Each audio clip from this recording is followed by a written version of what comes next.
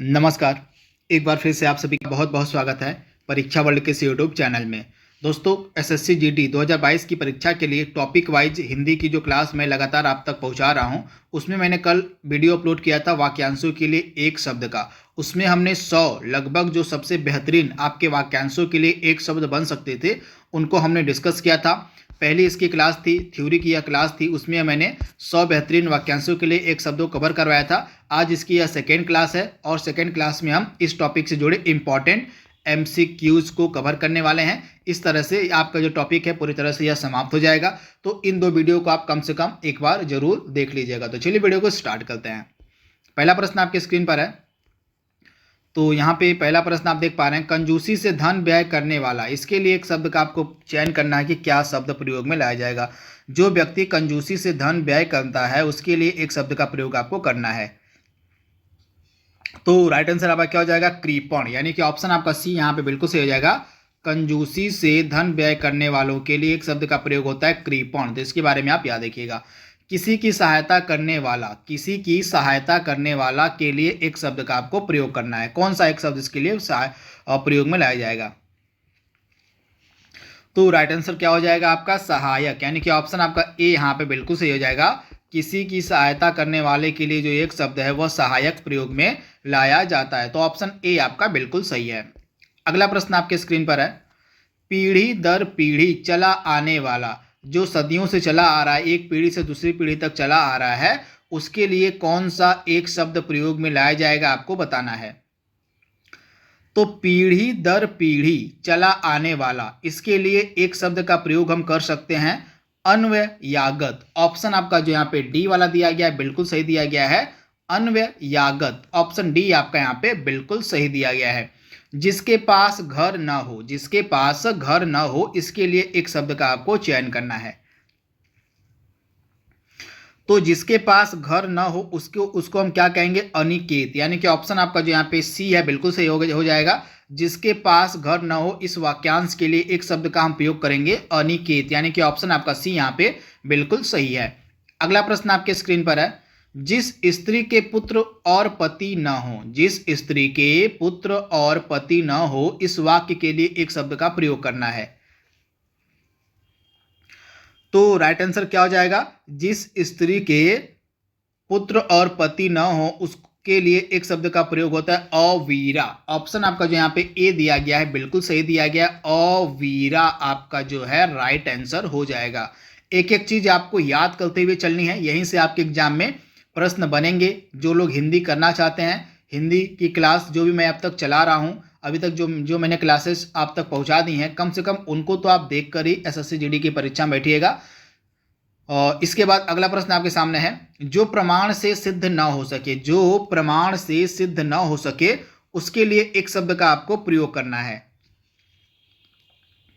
तो right answer क्या हो जाएगा? अप्रमेय, यानी कि ऑप्शन आपका बी यहां पे बिल्कुल सही हो जाएगा। जो प्रमाण से सिद्ध ना हो सके उसके लिए एक शब्द का क्या चयन किया जाएगा? अप्रमेय, यानी कि ऑप्शन आपका बी यहां पे बिल्कुल सही दिया गया है। अगला प्रश्न आपके स्क्रीन पर है, आदि से अंत तक के लिए, आदि से अंत तक के लिए एक शब्द का प्रयोग आपको करना है।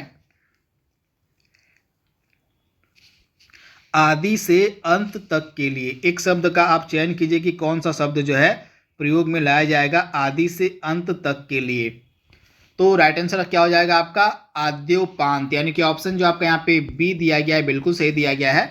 आदि से अंत तक के लिए जो एक शब्द है वो प्रयोग में लाया जाता है आद्योपांत। यहाँ पे थोड़ा सा इसकी वर्तनी गलत लिखी गई है, इस प्रकार से लिखा था आद्योपांत, आप नोट डाउन कर लीजिएगा आद्योपांत। तो इसको हम क्या कहते हैं? तो इसको जो है आद्योपांत के नाम से हम जानते हैं। तो इसके बारे में आप याद रखिएगा। जिसने इंद्रियों को जीत लिया हो, जिसने इंद्रियों को जीत लिया हो, वाक्यांश के लिए एक शब्द का चयन कीजिए। तो जिसने जो है इंद्रियों को जीत लिया हो उसको हम क्या कहेंगे? इंद्रजीत कहेंगे, यानी कि ऑप्शन आपका जो यहाँ पे ए है बिल्कुल सही हो जाएगा। उसको हम कहते हैं इंद्रजीत, यानी कि ऑप्शन जो आपका यहाँ पे दिया गया है ए वाला बिल्कुल सही दिया गया है। तो इसके बारे में आप याद रखिएगा। अगला प्रश्न आपके स्क्रीन पर है, अच्छे कुल में जन्म लेने वाला, जो व्यक्ति अच्छे कुल में जन्म लेता है उसके लिए एक शब्द का आपको चयन करना है। तो राइट आंसर क्या हो जाएगा? कुलीन। जो व्यक्ति अच्छे कुल में जन्म लेता है उसको हम कुलीन कहते हैं, यानी कि ऑप्शन आपका जो यहाँ पे दिया गया है बी वाला बिल्कुल सही हो जाएगा, कुलीन। जो धरती फोड़कर जन्मता हो, जो धरती फोड़कर जन्मता हो, वाक्य के लिए एक शब्द का चयन कीजिए। तो राइट आंसर क्या हो जाएगा? उद्भिज। ऑप्शन आपका जो यहाँ पे बी दिया गया है बिल्कुल सही दिया गया है। जो धरती फोड़कर जन्मता हो उसके लिए एक शब्द का प्रयोग क्या किया जाएगा? उद्भिज, यानी कि ऑप्शन बी आपका बिल्कुल सही है। अगला प्रश्न आपके स्क्रीन पर है, जिसके हृदय में ममता नहीं है, जिसके हृदय में ममता नहीं है, इस वाक्य के लिए एक शब्द का आपको प्रयोग करना है। जिसके हृदय में ममता नहीं है उसको हम क्या कहेंगे? निर्मम कहेंगे। क्या कहेंगे? निर्मम, यानी कि ऑप्शन जो आपका यहाँ पे दिया गया सी वाला बिल्कुल सही दिया गया है, निर्मम। रात में विचरण करने वाले प्राणी को क्या कहा जाता है? रात में विचरण करने वाले प्राणी को क्या कहा जाता है? राइट आंसर क्या हो जाएगा आपका?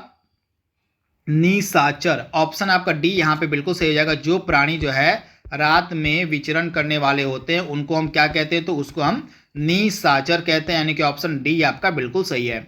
अगला प्रश्न आपके सामने है, जंगल में लगने वाली आग, जंगल में लगने वाली आग के लिए एक शब्द का प्रयोग आपको करना है, क्या कहा जाता है? तो आप याद रखिएगा, जंगल में लगने वाली आग के लिए हम एक शब्द का प्रयोग करेंगे, दावानल, यानी कि ऑप्शन आपका यहाँ पे जो बी दिया गया है और बिल्कुल सही दिया गया है। जंगल में लगने वाली आग के लिए जो है दावानल शब्द का प्रयोग होता है।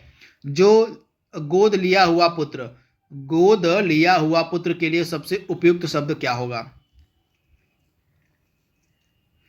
तो गोद लिया हुआ पुत्र को हम क्या कहते हैं? दत्तक पुत्र, यानी कि ऑप्शन आपका बी यहाँ पे बिल्कुल सही हो जाएगा। गोद लिए हुए पुत्र को हम दत्तक पुत्र कहते हैं। बिना पलक झपकाए, बिना पलक झपकाए, इसके लिए एक शब्द का आपको चयन करना है, क्या कहा जाएगा? बिना पलक झपकाए के लिए एक शब्द का प्रयोग कीजिए आप। तो राइट आंसर आपका क्या हो जाएगा? निर्निमेष। ऑप्शन आपका जो यहाँ पे सी दिया गया है बिल्कुल सही दिया गया है, बिना पलक झपकाए। इसके लिए जो एक शब्द का प्रयोग होगा वो क्या होगा? निर्निमेष होगा, यानी कि ऑप्शन आपका सी यहाँ पे बिल्कुल सही हो जाएगा। भूमि के अंदर की जानकारी रखने वाले को क्या कहा जाता है? जो व्यक्ति भूमि के अंदर की जानकारी रखता है उसको हम क्या कहते हैं? तो राइट आंसर क्या हो जाएगा? भूमि के अंदर की जानकारी रखने वाले को क्या कहा जाता है? भूगर्भवेत्ता, यानी कि ऑप्शन आपका यहाँ पे ए जो है बिल्कुल सही हो जाएगा, भूगर्भवेत्ता कहा जाता है, यानी कि ऑप्शन ए आपका बिल्कुल सही है। अगला प्रश्न आपके सामने है, मोक्ष की कामना करने वाला, मोक्ष की कामना करने वाला वाक्यांश के लिए एक शब्द का आपको प्रयोग करना है। तो मोक्ष की कामना करने वाला वाक्यांश के लिए एक शब्द क्या हो जाएगा? मुमुक्षु। क्या हो जाएगा? मुमुक्षु, यानी कि ऑप्शन आपका सी यहाँ पे बिल्कुल सही हो जाएगा। जो सब कुछ जानता हो, जो सब कुछ जानता हो, इसके लिए उपयुक्त शब्द का आपको चयन करना है। जो सब कुछ जानता हो उसके लिए एक शब्द का प्रयोग क्या होगा? सर्वज्ञ। उसको हम कहेंगे सर्वज्ञ, यानी कि वह सब कुछ जानता है, यानी कि सर्वज्ञ उसको कहा जाएगा, यानी कि ऑप्शन आपका यहाँ पे जो डी वाला दिया गया है बिल्कुल सही दिया गया है। अगला प्रश्न आपके स्क्रीन पर है, 100 वर्षों का समूह, 100 वर्षों का समूह वाक्य के लिए सही विकल्प का चयन कीजिए आप। 100 वर्षों का समूह क्या कहलाता है? तो राइट आंसर क्या हो जाएगा? 100 वर्षों का समूह कहलाता है शताब्दी। ऑप्शन आपका ए यहाँ पे बिल्कुल सही हो जाएगा, शताब्दी। जिसे बुढ़ापा न आए, जिसे बुढ़ापा न आए वाक्यांश के लिए एक शब्द का आपको प्रयोग करना है। तो राइट आंसर आपका क्या हो जाएगा? अजर। जिसके पास बुढ़ापा ना हो, जो कभी बूढ़ा ना हो, उसको हम कहेंगे अजर, वो है व्यक्ति, यानी कि अजर आपका राइट आंसर हो जाएगा। ऑप्शन आपका सी यहाँ पे बिल्कुल सही दिया गया है। अगला प्रश्न आपके स्क्रीन पर है, जिसका शत्रु जन्मा ही ना हो, जिसका शत्रु जन्मा ही ना हो, इसके लिए कौन सा एक शब्द सही प्रयोग में लाया जाएगा? तो राइट आंसर क्या हो जाएगा? जिसका शत्रु जन्मा ही ना हो उसको हम बोलते हैं अजात शत्रु, यानी कि ऑप्शन आपका यहाँ पे जो सी दिया गया है बिल्कुल सही दिया गया है, अजात शत्रु आपका राइट आंसर हो जाएगा। अगला प्रश्न आपके स्क्रीन पर है, अपराध बोध से होने वाली ग्लानि, अपराध बोध से होने वाली ग्लानि वाक्यांश के लिए एक शब्द का आपको प्रयोग करना है। तो राइट आंसर क्या हो जाएगा आपका आत्मग्लानि, यानी कि ऑप्शन आपका यहाँ पे सी जो है बिल्कुल सही हो जाएगा। अपराध बोध से जो हमें ग्लानि होती है उसको हम बोलते हैं आत्मग्लानि, यानी कि ऑप्शन आपका सी यहाँ पे बिल्कुल सही है। अगला प्रश्न आपके सामने दिया गया है, जिसकी भुजाएं घुटनों तक लंबी हों, जिसकी भुजाएं जो हैं घुटनों तक लंबी होती हैं, उसके लिए एक शब्द का प्रयोग आपको करना है। तो उसको हम क्या कहते हैं, आजानु बाहु। क्या कहते हैं उसको, आजानु बाहु, यानी कि ऑप्शन आपका जो यहाँ पे बी दिया गया है बिल्कुल सही दिया गया है। जो शीघ्र प्रसन्न हो जाए, जो शीघ्र प्रसन्न हो जाए उसे हम क्या कहेंगे, तो उसको हम बोलते हैं आशुतोष, यानी कि ऑप्शन आपका डी यहाँ पे बिल्कुल सही हो जाएगा, आशुतोष। अगला प्रश्न आपके सामने है, ऐसे ऐसे कवि को हम क्या कहेंगे जो तत्काल रचना करता, ऐसा कवि जो तत्काल रचना करता हो उसके लिए एक शब्द का प्रयोग करना है। तो ऐसा कवि जो तत्काल रचना करता हो उसको हम क्या कहेंगे, आशु कवि। ऑप्शन आपका यहाँ पे जो दिया गया आशु कवि, यानी कि ऑप्शन आपका बी वाला यहाँ पे बिल्कुल सही हो जाएगा, आशु कवि। जिसका जन्म छोटी जाति यानी कि निचले वर्ण में हुआ हो उसके लिए एक शब्द का आपको चयन करना है।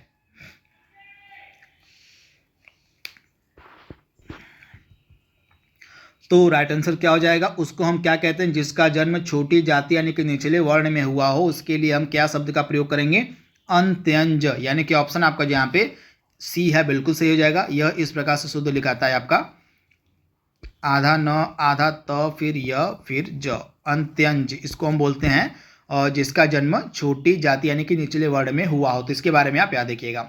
अगला प्रश्न आपके सामने है, अनेक युगों से चला आने वाला, अनेक युगों से चला आने वाला वाक्यांश के लिए एक उपयुक्त शब्द क्या होगा। अनेक युगों से चला आने वाला, इस वाक्यांश के लिए जो है एक शब्द का आपको चयन करना है, क्या हो जाएगा, उसको हम बोलते हैं सनातन, यानी कि ऑप्शन आपका यहाँ पे डी जो है बिल्कुल सही हो जाएगा, सनातन। और यहाँ पे थोड़ा सा मिसप्रिंट हो गया प्रश्न का, तो इसको यहीं पे हम छोड़ देते हैं।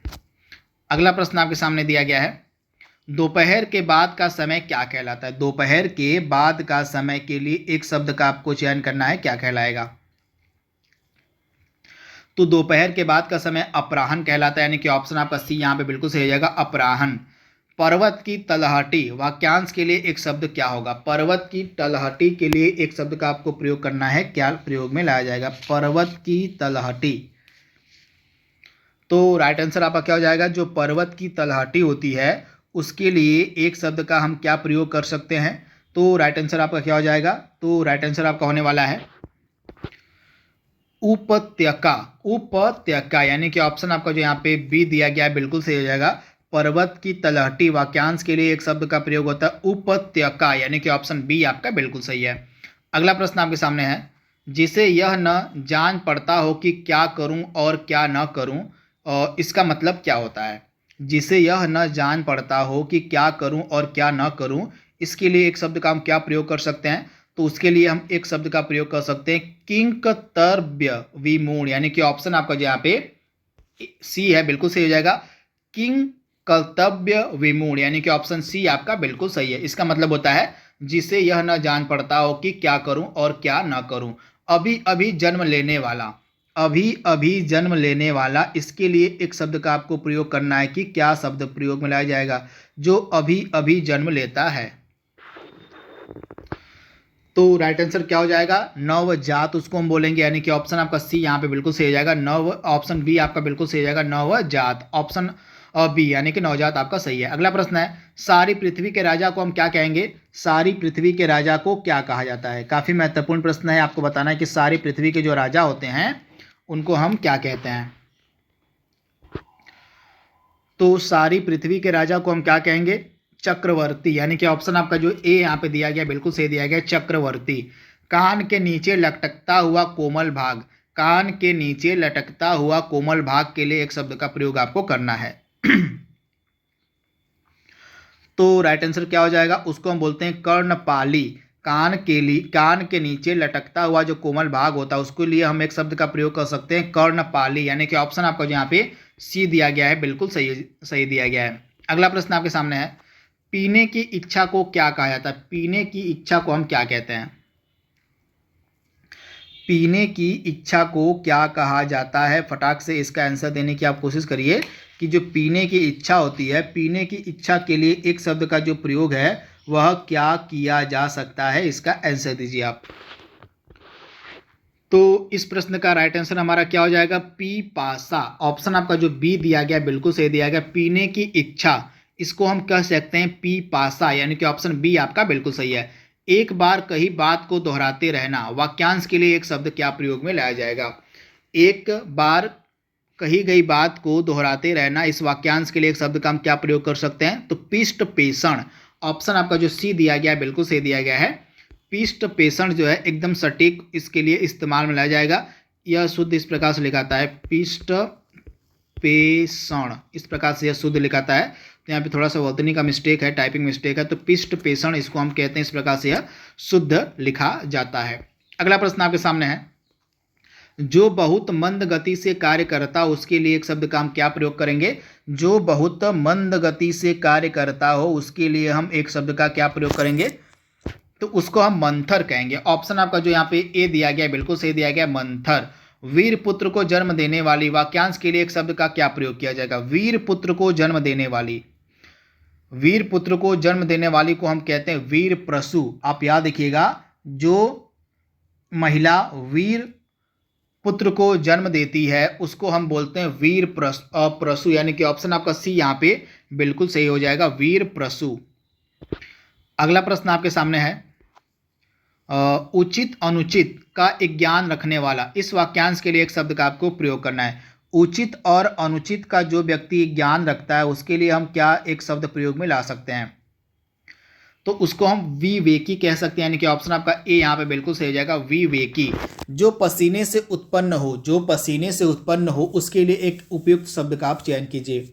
जो पसीने से उत्पन्न हो उसके लिए एक उपयुक्त शब्द का आपको चयन करना है, तो राइट आंसर क्या हो जाएगा, स्वेदज। क्या हो जाएगा, उसको हम स्वेदज कहते हैं, यानी कि ऑप्शन आपका जो यहाँ पे सी वाला है बिल्कुल सही दिया गया है। अगला प्रश्न आपके स्क्रीन पर है, अपने जीवन पर स्वयं लिखी कथा, वाक्यांश के लिए एक शब्द क्या प्रयोग में लाया जाएगा।